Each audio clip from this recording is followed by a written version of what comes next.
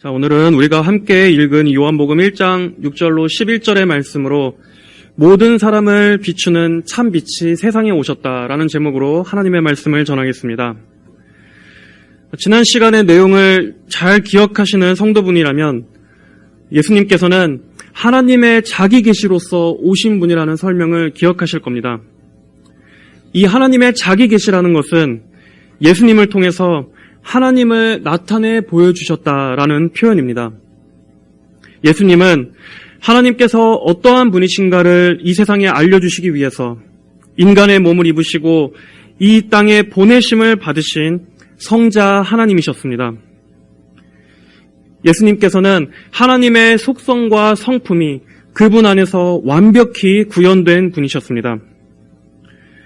그리고 사도 요한이 그 예수님을 소개하면서 언급한 핵심적인 표현 두 가지는 생명과 빛이었습니다.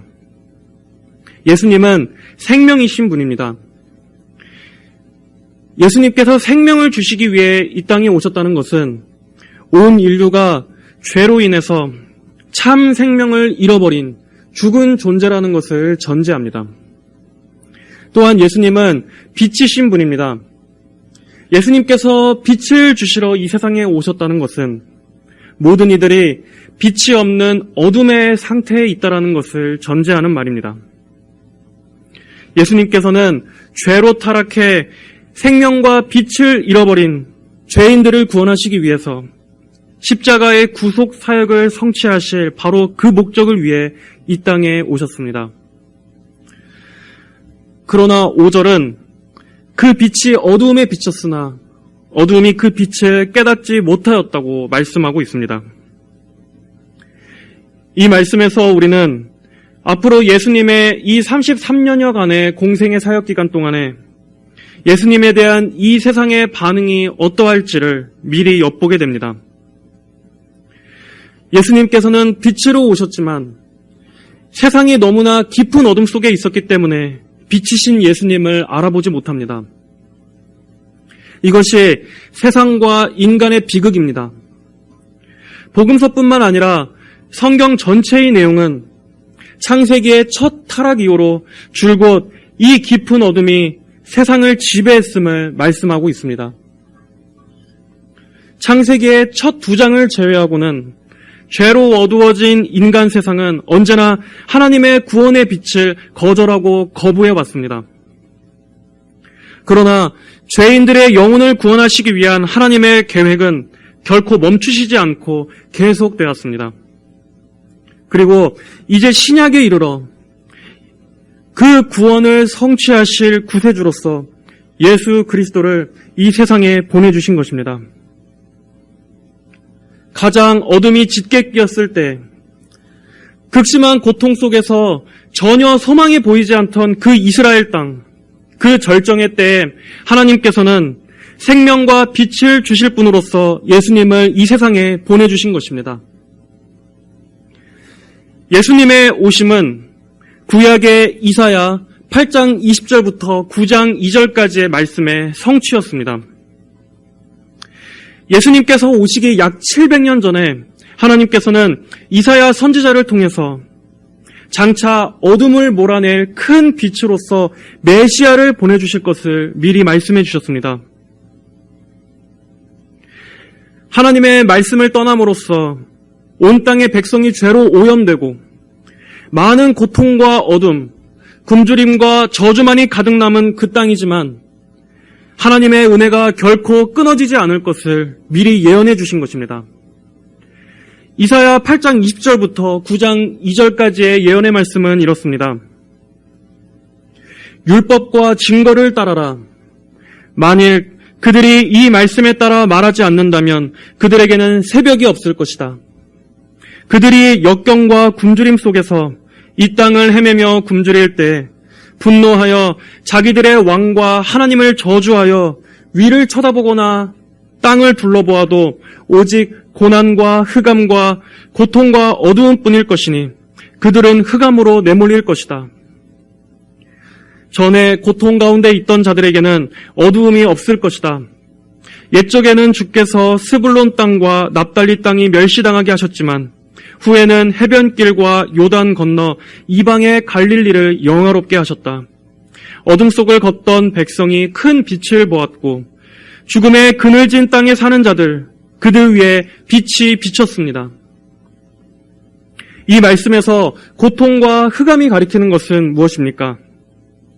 하나님의 말씀에 대한 이스라엘의 불순종이 극에 달해서 그 징계로 아스루에 의해 나라가 멸망하게 되고 하나님께서 주신 약속의 땅으로부터 멀리 쫓겨나게 될 것을 의미하는 말입니다. 그러나 하나님께서는 그들에 대한 은혜를 거두시지 않으셨습니다. 장차 그들은 다시 자신들의 땅으로 돌아오게 될 것입니다. 나아가 어둠 속에 있는 자들, 죽음의 그늘진 땅에 주저앉아 있는 자들에게 비칠 큰 빛, 바로 그 메시아를 보낼 것이다 라는 소망의 약속을 이스라엘에게 주신 것입니다. 이사야 선지자는 마치 그 빛을 이미 본 것처럼 소망의 확신을 가지고 예언하고 있습니다. 하지만 그 약속은 속히 이루어지지 않았습니다. 구약의 말라기 선지자를 마지막으로 하나님께서는 400년 동안이나 침묵하셨기 때문입니다.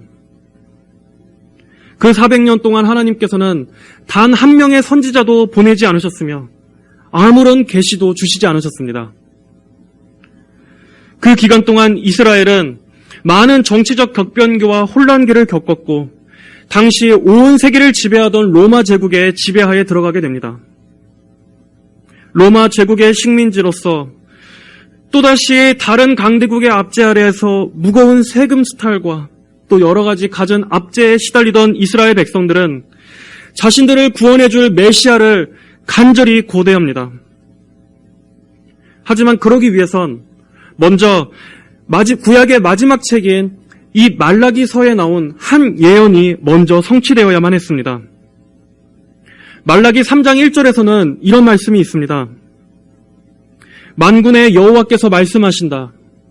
보아라, 내가 나의 사신을 보내니 그가 내 앞에서 길을 닦을 것이다.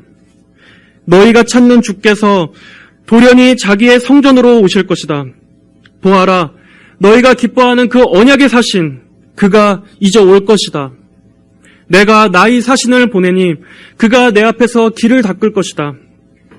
그 언약의 사신, 그가 이제 올 것이다. 이 말씀을 통해서 하나님께서는 어떤 한 인물이 메시아의 길을 미리 닦아놓을 것을 말씀하십니다. 그리고 그 인물에 대한 다른 설명도 이어집니다. 말라기 4장 5절부터 6절에 보아라, 여호와의 크고 두려운 날이 이르기 전에 내가 너희에게 선지자 엘리야를 보낼 것이다. 그가 아버지의 마음을 자녀에게, 자녀의 마음을 아버지에게 돌릴 것이다.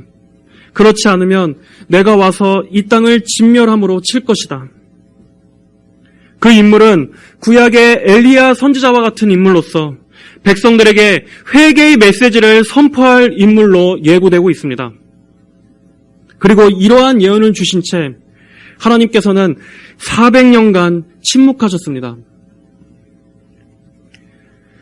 그리고 드디어 이 말씀이 성취되는 때가 이르렀습니다. 바로 오늘 본문 요한복음 1장 6절에서는 이렇게 말씀합니다. 우리 다 함께 6절의 말씀을 함께 읽어보겠습니다. 하나님께로부터 보내심을 받은 사람이 있었으니 그의 이름은 요한이었다. 하나님께서는 400년간이란 긴 침묵을 깨시고 세례 요한이란 인물을 역사 속에 등장시키셨습니다.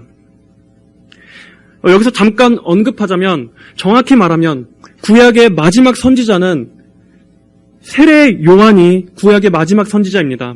말라기 선지자가 아니라 세례 요한까지가 구약의 선지자고 세례 요한을 통해 오실 예수님으로부터 신약이 시작되는 것입니다. 이 세례 요한은 요한복음의 저자인 사도 요한과는 다른 인물입니다.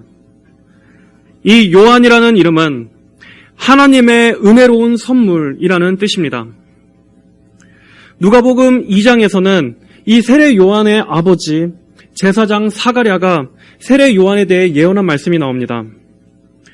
누가복음 2장 76절에 아이야, 너는 지극히 높으신 분의 선지자라고 불릴 것이다. 네가 주님보다 앞서가서 그분의 길을 예비할 것이며 그분의 백성에게 죄 용서를 통한 구원의 지식을 전해줄 것이다. 우리는 이러한 세례 요한의 아버지의 예언을 통해서 이 세례 요한이란 인물이 걷게 될 길을 예상할 수 있습니다. 그리고 세례 요한은 자신의 사역을 본격적으로 시작할 때까지 광야에서 지냅니다. 오늘 요한복음 1장 6절에서는 이 세례 요한이 하나님께로부터 보내심을 받았다고 말씀합니다.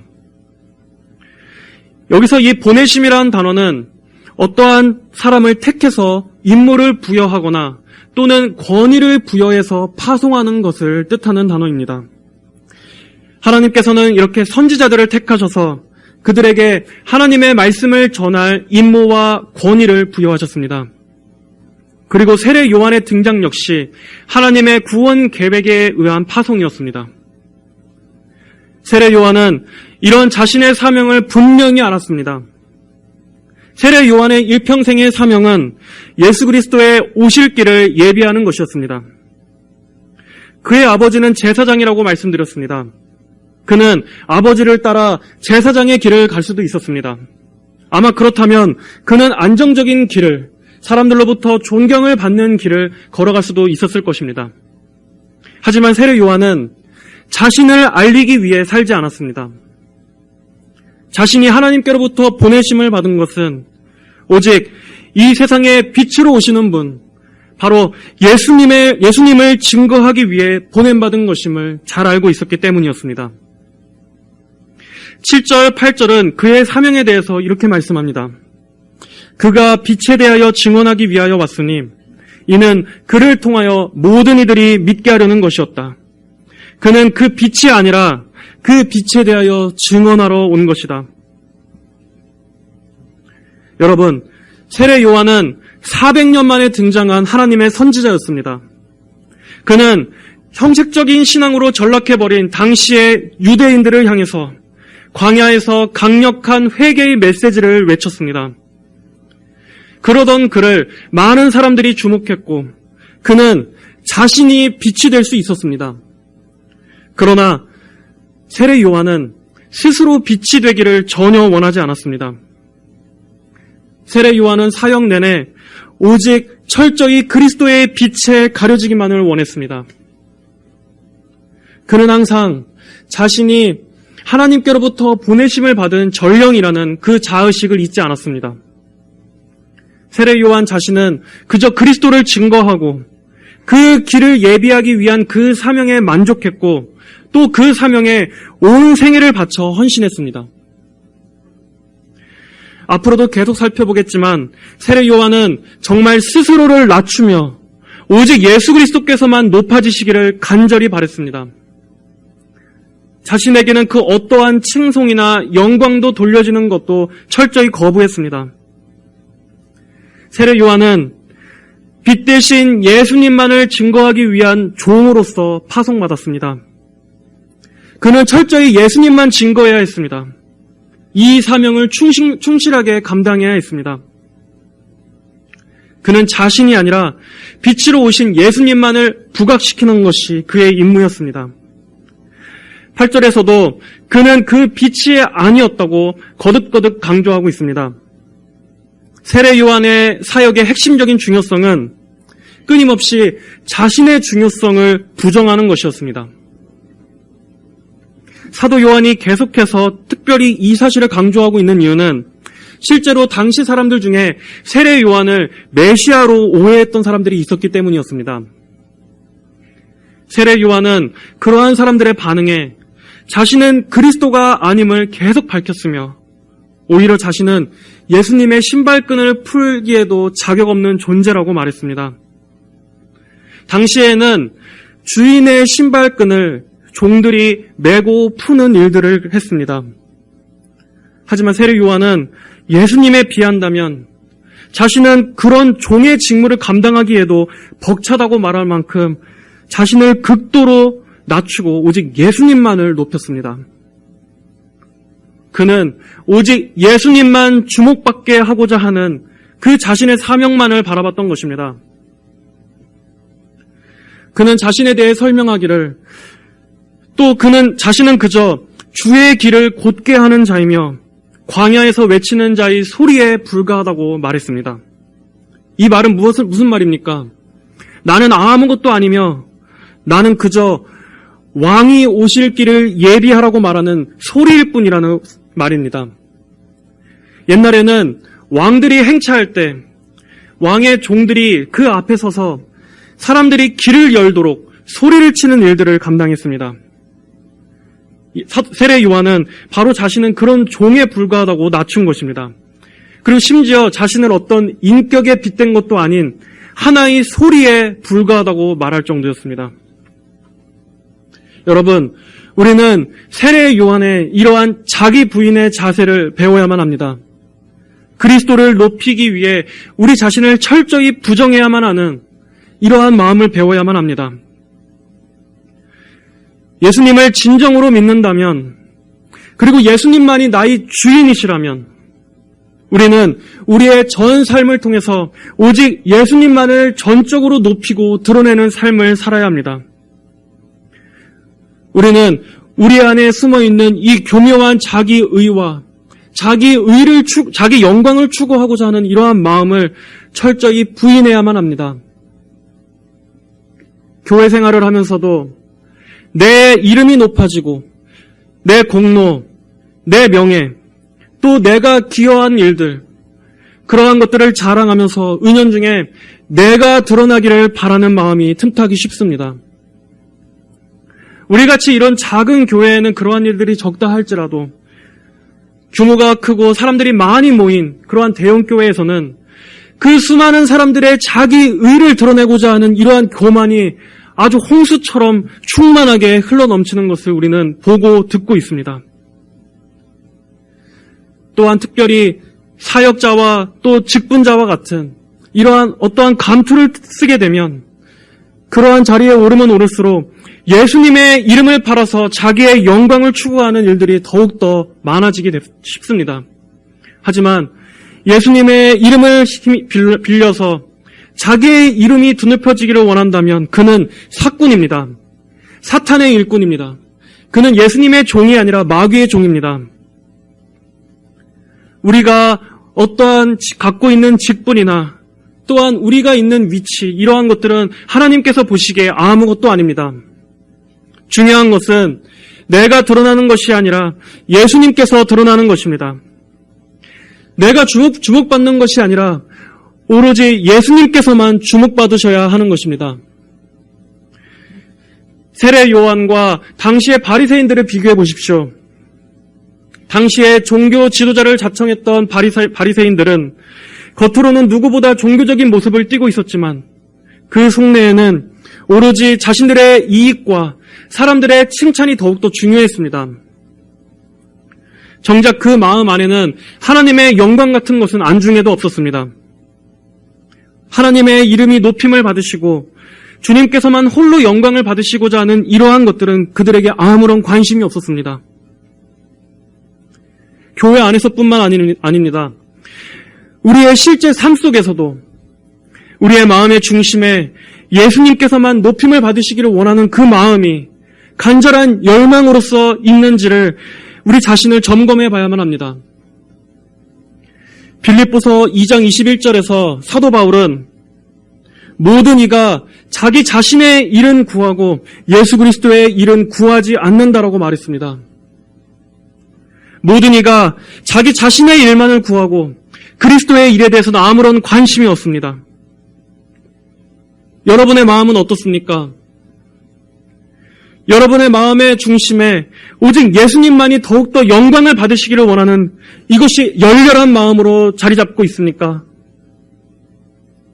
그분이 더욱더 존귀 여김을 받으시고 예수님이 더욱더 온 세상 가운데 높여지기를 바라는 마음이 여러분 마음 안에 있습니까? 나는 쇠하여도 오직 예수님께서만 흥하실 수 있다면 오늘도 온 세상에 더욱더 복음이 확장되고 하나님의 일들이 부흥하게 되기를 간절히 소원하는 이러한 열망이 여러분의 중심에 있습니까? 이것이 우리의 가장 우선된 인생관이 되어야 합니다. 예수님 뒤에 나는 철저히 가려지고 날마다 나는 그분의 뒤에 점점 더 사라지고 오직 예수님께서만 내 안에 사시기를, 오늘도 예수님의 이름과 영광만이 더욱더 드러나기를 간절히 소원하는 것이 항상 우리의 기도 제목이 되어야 합니다. 예수님을 위해서라면 나 자신은 얼마든지 부인되더라도 감내할 수 있는 그러한 자기 부인의 마음이 우리 모두에게 있어야 합니다. 예수님의 이름이 높아질 수 있다면, 그분의 이름이 존귀하게 보존될 수 있다면 차라리 내가 수치를 받고 내가 모욕을 당하는 것을 기꺼이 택하고자 하는 이러한 마음이 우리 안에 있어야만 합니다. 예수님도 왕이 되고 나도 왕이 될 수는 없습니다. 예수님의 이름도 드러나고 내 이름도 드러날 수는 없습니다. 예수님께서 온전한 왕이시자 주인으로서 드러나시기 위해선 나는 종이 되어야만 하고 나는 노예로서 있어야만 합니다. 내가 부인되고 내가 굽혀야 하고 내가 닳아 없어져야만 그분의 이름이 온전히, 그분의 이름만이 존귀하게 되실 수 있는 것입니다. 하지만 우리는 우리가 살기 위해서 예수님의 이름이 하찮게 짓밟히더라도 나를 지키기 위해서 얼마나 많이 예수님을 부인하고는 합니까? 예수님을 진정으로 믿는다면 이제는 내 이름이 아니라 그리스도의 이름이 존귀하게 여김받으시는 것을 가장 첫 번째 우리의 명분으로 삼아야 하는 것입니다. 오늘날의 기독교는 결국 내가 높임받고 내가 모든 영광을 다 가로챘으면서 하나님께 감사하다고 말합니다. 그것을 축복받았다고 말합니다. 참된 성경적 신앙은 항상 자기 부인을 강조해왔지만 오늘날의 교회는 오히려 내가 드러나고 내가 높아지는 것을 은혜요 축복이라고 말합니다. 실례로 예전에 힙합 음악을 하는 한 젊은 뮤지션 중에 스스로 기독교인이라는 것을 대중들에게 대놓고 어필하면서 오디션 프로그램에서 우승도 하고 또 많은 크리스찬 청년들의 동경을 받았던 그 가수가 있었습니다. 그런데 실상 그의 음악이나 행보를 보면 아무리 겉으로는 그가 기독교적인 용어를 쓰고 기독교의 신앙을 표방한다 할지라도 가만히 살펴보면 결국 다 자기 영광입니다. 결국 그 모든 귀결이 자기를 드러내는 데 결론이 가는 것뿐이지, 그가 아무리 예수님을 언급하고 또 기독교 용어를 쓴다고 해서 예수님이 드러나는 것은 아닙니다. 성경과는 반대되는 말을 하면서도 또 실제로는 예수님의 이름을 팔아서 자기 번영을 내세우는 메시지인데 그걸 통해서 명예를 얻고 유명세를 얻으면 모든 영광을 하나님께 돌린다고 말합니다. 하지만 오히려 그런 말들은 하나님을 모독하는 것입니다. 교회와 기독교를 왜곡시키는 데 일조하는 것입니다. 사실상 그런 것은 전혀 기독교가 아닌데도 사람들이 마치 그거를 현대시대의 기독교가 올바르게 추구해야 할 바른 문화라고 생각하게끔 호도하는 것입니다. 속이는 것입니다. 그들이 먹은 물이 다 이 현대의 복음주의, 번영주의에 오염됐기 때문에 그런 것을 축복이라고 착각하는 것입니다. 예수님 믿고 이 세상에서 영광 받고 이름이 드높여지면 그것을 복이라고 생각하는 것은 다 이 복음과 구원의 은혜를 세속적으로 더럽히는 것입니다. 신앙생활을 통해서 자아 실현을 추구하는 것은 복음의 메시지가 아닙니다. 여러분, 예수님께서는 이 세례 요한에 대해서 어떻게 평가하셨습니까? 여자들에게서 태어난 자들 중에 이 세례 요한보다 더 큰 이가 없다고 예수님은 세례 요한에 대해 말씀하셨습니다. 그런데 예수님께서 칭찬하신 이 세례 요한의 마지막 최후는 어떻습니까? 세례 요한은 헤롯 왕이 자기 동생과 간음하다가 자기 동생과 새로 재혼하는 것을 비판하다가 목이 잘려서 죽었습니다. 그리고 그 잘린 목이 쟁반에 담겨져서 능욕을 당하고 치욕을 겪었습니다. 그는 하나님의 율법에 근거해서 진리를 선포하다가 순교를 당했습니다. 이것이 예수님께서 여자에게 태어난 자들 중에 더 큰 이가 없다고 말한 세례 요한의 마지막 최후였습니다. 그렇다면 우리 인간의 관점으로 본다면 이 세례 요한은 저주받고 불행한 것입니까? 이렇게 우리는 하나님의 평가와 인간의 평가는 너무나 다르다는 것을 알 수 있습니다. 우리는 사람의 칭찬과 인기를 받는 것을 내 가치 또 내 존중의 척도로 삼아서는 안 됩니다. 여러분, 사람의 영광을 추구하는 것은 하나님의 미움을 받는 일입니다. 여전히 내가 드러나기를 원하는 마음이 내 안에 있다면 그는 아직도 하나님의 영광을 본 적이 없는 것입니다. 우리가 진정으로 하나님의 영광을 알게 된다면, 그분의 영광을 조금이라도 우리가 인식한다면 우리는 하나님의 그 영광 앞에 압도돼서 감히 나 자신의 존재조차도 인식하지 못하게 될 것입니다. 우리는 그저 그 크신 영광 앞에서 아무 말도 못하고 엎드려 죽은 자와 같이 될 것입니다. 그러므로 참된 겸손은 오직 하나님의 이 크신 영광을 더욱더 바라보면 바라볼수록 많이 묵상할수록 낮아질 수 있는 것입니다. 우리는 오직 하나님의 칭찬과 인정만을 우리가 기준으로 삼아야 할 것입니다. 그리고 그것만을 우리의 유일한 만족으로 삼아야 할 것입니다. 7절과 8절에서는 우리가 눈여겨봐야 할 한 단어가 나옵니다. 바로 증언이라는 단어입니다. 그가 빛에 대하여 증언하기 위하여 왔으니, 그리고 또 8절에 그 빛에 대하여 증언하러 온 것이다. 여기서 이 증언이라는 단어는 헬라어로 마르티리아라는 단어입니다. 이 단어가 중요한 것은 이 단어가 죽음을 무릅쓴 증거라는 뜻을 갖고 있는 단어이기 때문입니다. 순교자 또는 증인이라는 이 마르티스라는 단어가 바로 이 증언이라는 단어에서 나온 말입니다. 세례 요한은 목숨을 걸고서 예수님을 증거하도록 보냄을 받았습니다. 그리고 결국 그도 순교의 피를 흘렸습니다. 세례 요한의 이 사명은 세례 요한과 같이 이러한 특별한 선지자에게만 주어진 사명도 아니고 또 특별한 복음 전도의 소명을 받은 어떠한 소수의 성숙한 성도들에게만 주어진 사명도 아닙니다. 이 사명은 예수님을 믿고 구원 얻어 성령이 내주하시는 그 모든 성도들에게 오늘날까지도 계승된 사명입니다. 그리고 또 앞으로 구원받게 될 성도들의 사명이기도 합니다.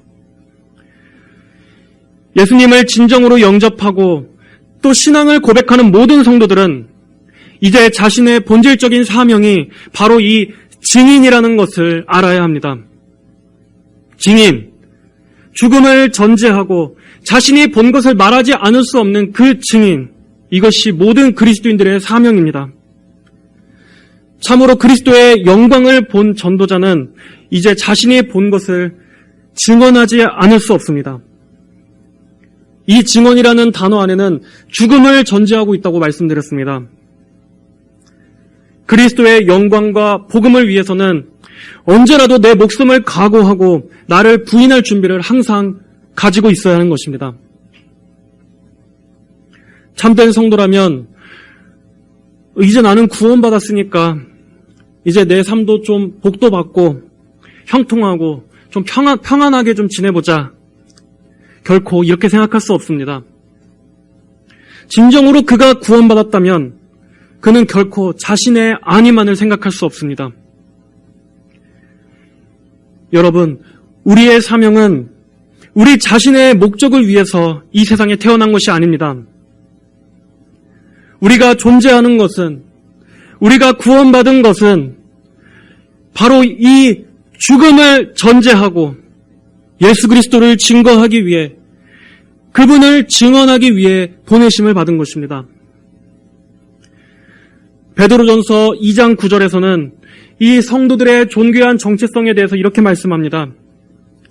그러나 너희는 택하심을 받은 족속이고 왕 같은 제사장들이고 거룩한 나라이고 그분의 소유된 백성이니 이는 너희를 어두움에서 그분의 놀라운 빛에 들어가게 하신 분의 덕을 선포하게 하려는 것이다.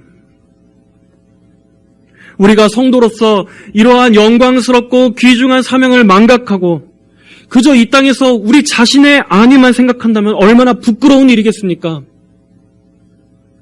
우리의 눈과 우리의 마음과 우리의 모든 관심은 이 땅의 일이 아니라 하나님의 나라의 일에 초점이 가 있어야만 합니다. 성도는 하나님의 영광이 가장 1차적인 관심사이자 우리 성도를 움직이는 가장 뜨거운 원동력이 되어야만 합니다. 찰스 스펄전 목사님은 하나님께서 생명을 거두어 가시기 전까지는 성도의 사명은 결코 끝나지 않는다라고 말했습니다. 심지어 병상에서마저도 할 일이 있다는 것입니다. 내가 아무것도 할 수 없고 내가 설령 병상에 누워있다 할지라도 하나님께서 내 목숨을 붙여주시는 한 기도는 할 수 있다는 것입니다.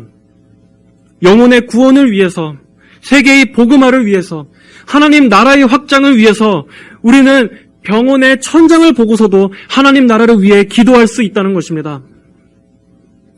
설령 아무것도 할 기력이 없어서 침대 위에 가만히 누워있다 할지라도 하나님께서 우리를 부르시기 전까지는 성도는 항상 할 일이 있는 것입니다.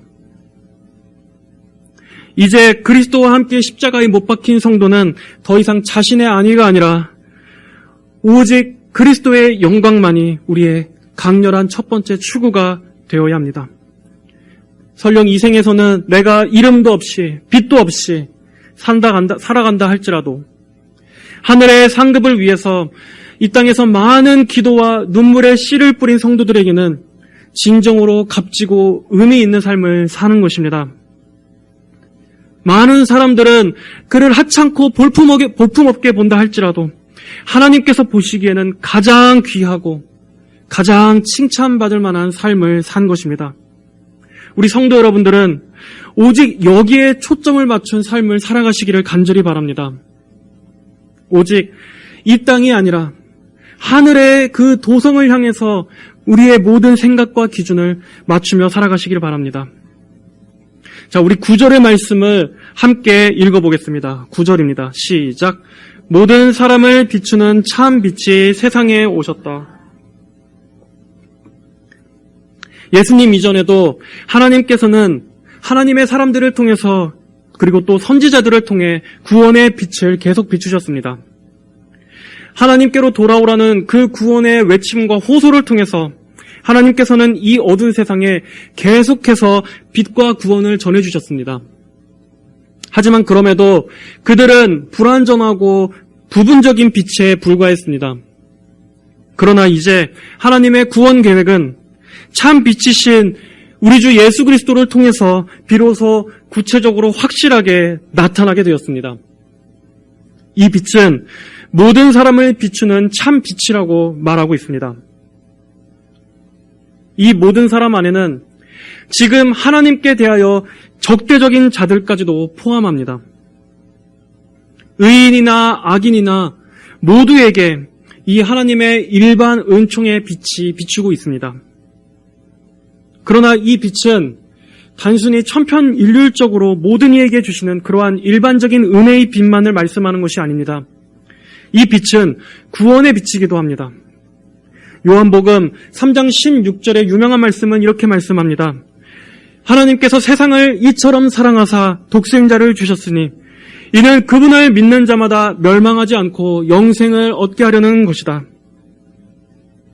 영원하신 로고스께서 모든 사람을 비추는 빛으로 오셨다는 것은 죄와 고통으로 신음하고 있는 이 땅의 인생들을 향하신 하나님의 사랑과 관심이 얼마나 크신지를 보여주는 것입니다.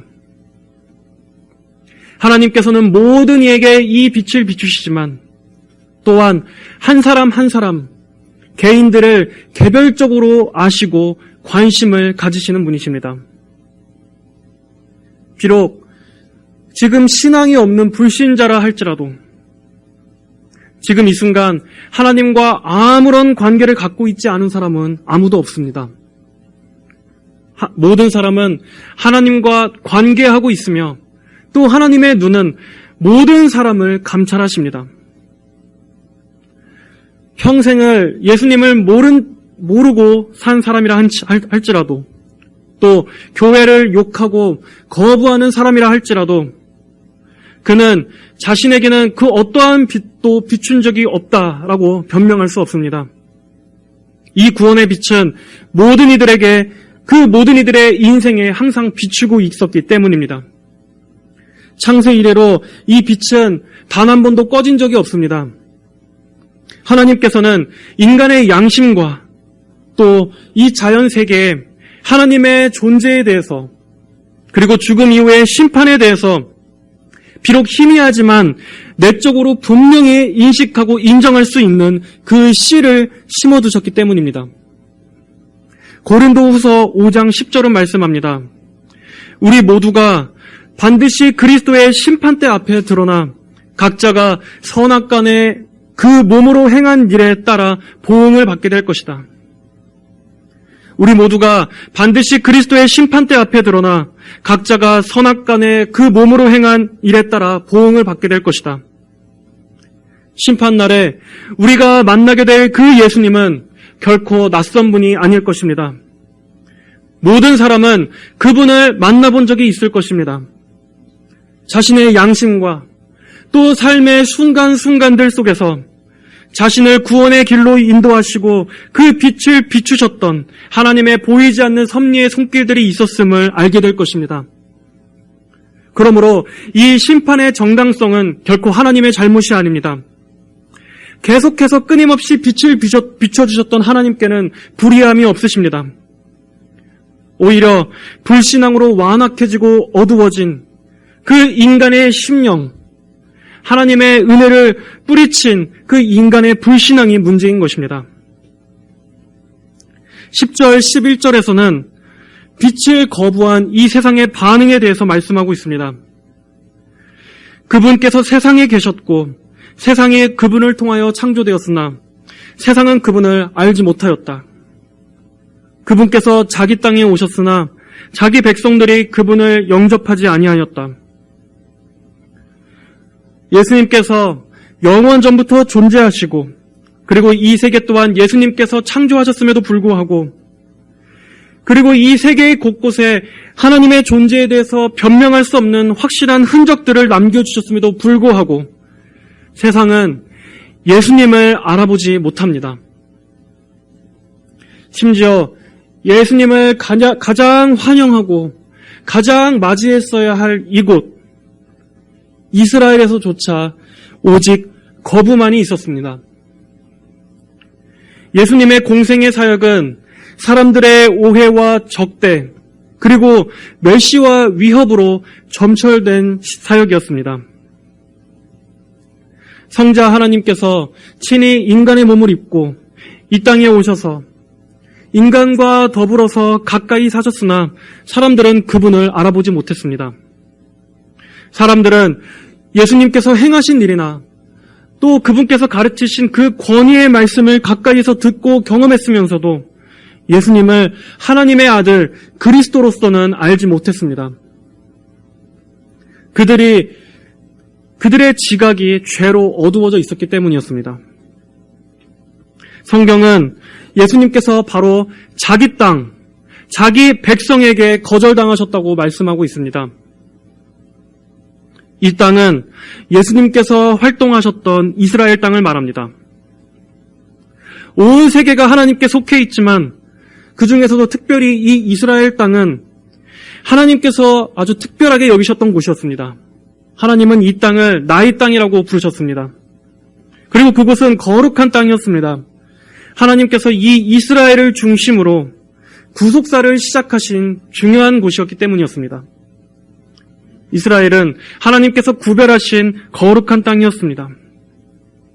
또 하나님께서는 이 이스라엘 백성들을 거룩한 민족으로 하나님의 선민으로 구별하셨습니다. 그러나 바로 그 곳, 그 땅, 그 백성들로부터 예수님은 강한 거절을 당하셨던 것입니다. 이러한 거절은 인간 안에 있는 보편적인 불신앙이 얼마나 사악한 것인지를 더 극적으로 보여주는 것입니다. 하나님의 백성이라 일컫는 자들이 그들이 그토록 오랫동안 기다려왔던 그 메시아를 무시했을 뿐 아니라 오히려 그분을 십자가에 못 박아 죽이라고 가장 앞서서 선동한 주역들이라는 사실은 하나님께서 보내주신 이 구원자에 대해서 오늘도 이 세상에 얼마나 미워하고 전 세계적으로 그분을 반역하는지를 보여주는 증거입니다. 하나님께서는 정작 하나님의 백성이었던 이 이스라엘이 예수님을 거부했기 때문에 이방인들에게까지 구원을 확장시키셨습니다.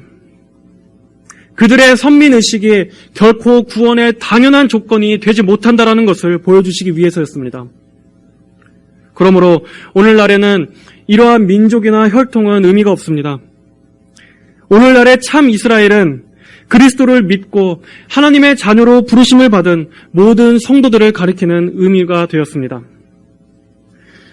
모든 사람을 비추는 참 빛이 세상에 왔지만 온 세상이 그분을 거부했고 심지어 그분의 백성마저 그분을 거부했습니다. 이 사실에서 우리는 죄 속에 거하는 인간이 그리스도를 찾아 발견하게 되는 것은 이러한 일은 오직 하나님의 은혜로만 가능한 것임을 보게 됩니다. 우리가 이렇게 하나님의 은혜를 입어서 예수님을 주로 고백하는 성도가 되었다는 것이 얼마나 기적적이고 놀라운 일이며 이 세상의 그 무엇과도 바꿀 수 없는 일임을 알아야 합니다. 하나님의 백성, 하나님의 땅이라고 일컬어지는 그들마저도 볼 수 없었고 구원받을 수 없었던 그 일들이 하나님을 전혀 알지 못하고 생명이신 하나님을 떠나 완전한 어둠 속에 있었던 이방인이었던 우리들에게 주어졌다는 이 사실이 너무나 귀한 하나님의 구원의 은혜라는 것을 알아야 합니다. 예수님을 알지 못하는 이 온 세상 가운데에서도 우리가 예수님을 믿게 된 것은 결코 우리의 힘으로 된 것이 아닙니다. 우리에게 구원받을 만한 그 어떤 선한 자격이 있어서도 아닙니다. 오직 전적인 하나님의 능력이자 오직 하나님의 은혜로 가능하게 된 것입니다. 우리가 무엇이길래 하나님께서는 이 어두운 세상 가운데서 우리에게 이렇게 귀한 은혜를 베풀어 주셨습니까? 믿음을 갖게 된다는 일이 얼마나 어려운 일입니까? 우리는 이 믿음의 기원을 알게 되면 우리가 얻게 된 이 믿음이 너무나 귀하고 너무나 어렵고 너무나 소중한 것인지를 알게 될 것입니다. 심지어 예수님께서 눈앞에서 말씀하셨을 때조차도 사람들은 거부했었습니다. 그리고 심지어 죽은 사람이 다시 돌아와서 증언한다 할지라도 믿지 않을 것이라고 예수님은 말씀하셨습니다. 우리가 얼마나 짙은 어둠 속에 있었는지, 그리고 우리가 얼마나 뿌리 깊은 이 지독한 불신앙의 상태에 있었는지를 알게 된다면 오늘 우리가 이렇게 예수님을 믿고 이 예배의 자리에 나와 있다는 이 사실이 이 크고 놀라운 은혜를 베풀어 주신 하나님을 항상 찬양하며 항상 감사할 수밖에 없는 것입니다. 아직 예수님에 대한 확실한 신앙이 없으신 분들은 지금 당신을 비추시고 계시는 그 구원의 빛을 거부하지 마시기를 바랍니다. 그 빛은 모든 이에게 비추고 있지만 그렇다고 모든 이들을 다 구원으로 인도하는 것은 아닙니다. 이 말씀은 모든 사람에 대한 구원을 말하는 구절이 아니라 세상의 모든 사람은 반드시 구원받게 될 것을 말하는 것이 아니라 그 어떠한 인종이나 혈통, 계급이나 신분에 상관없이 모든 이에게 베푸시는 이 구원의 문이 차별 없이 활짝 열려 있다는 말씀이기 때문입니다. 그러므로 그렇기 때문에 그 구원의 빛을 거절한다면 그 죄는 더욱더 클 것입니다. 각 개인은 예수님을 자신의 구원자로서, 주인으로서만 영접해야 합니다. 인격적이고 개인적인 영접이 없이는 결코 천국에 갈 수 없다라는 것을 분명히 알아야 합니다. 예수님 곁에 머물렀지만 단 한 번도 그분과 인격적인 접촉이 없이 단지 그분을 따르는 이 무리 속에 속해 있었던 많은 이들을 생각해 보십시오. 세상이 예수님의 이 빛을 볼 수 없었던 것은 온 세상의 모든 인류가 죄로 눈이 먼 영적 장님이었기 때문입니다. 지금 당신이 그리스도를 믿지 않는 것은 예수님의 빛이 비추지 않으셔가 아닙니다. 바로 당신의 눈이 죄로 눈멀어 있는 장님이기 때문입니다. 태어나서 한 번도 빛을 본 적이 없었던 영적 장님의 상태이기 때문입니다. 그러므로 성령님께서 그 사실을 여러분 양심에 바르게 깨닫게 해주신다면 지금 이 시간 반드시 예수님을 당신의 개인적인 구주로 영접하시길 바랍니다.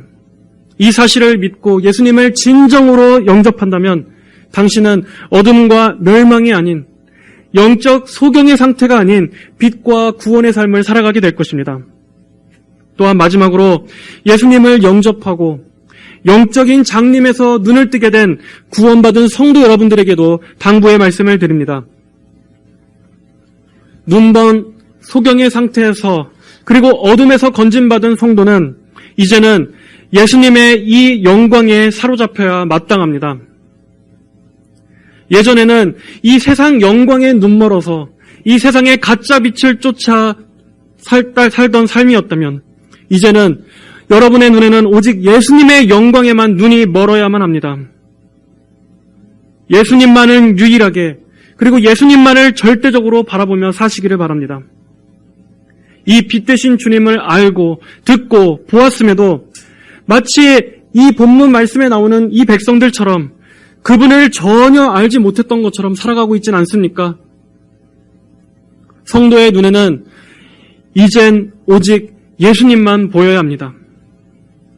사도 바울이 이 세상이 아닌 주님에게만 눈이 멀고 오직 주님만 보여서 이전에 귀하게 여기던 그 모든 것들을 다 의미 없어지고 자기가 소중하게 생각했던 세상의 모든 것들을 다 배설물처럼 여기고 오직 그리스도만을 위해 달려갔던 것처럼 여러분 역시 이 세상이 주는 죄의 즐거움과는 결코 비교할 수도 없는 그 주님의 사랑에 눈이 머시기를 바랍니다.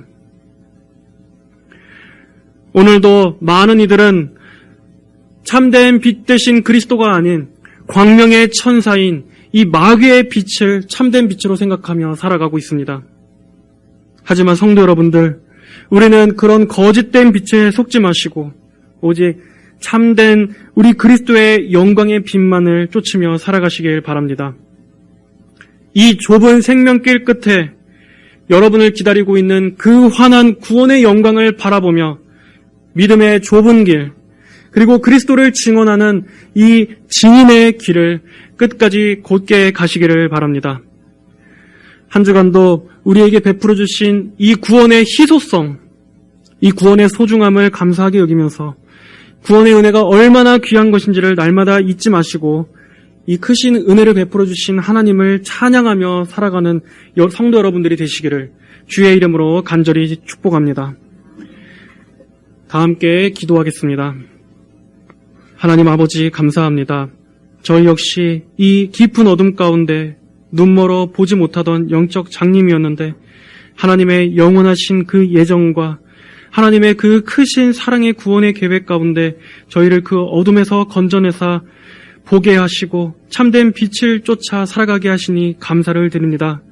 오늘 우리가 살펴본 이 말씀처럼 저희 역시 그리스도를 증언하기 위해 우리를 철저히 부인하고 오직 주님만 주목받고 주님만 높이는 삶을 살아가기를 간절히 원합니다.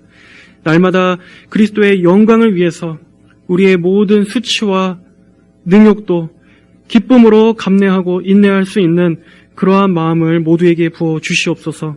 우리의 남은 모든 삶을 오직 예수 그리스도만을 증거하기 위해 살아가는 이 목표를 바라보며 살아가는 저희 모든 성도들이 다 되게 하여 주시옵소서.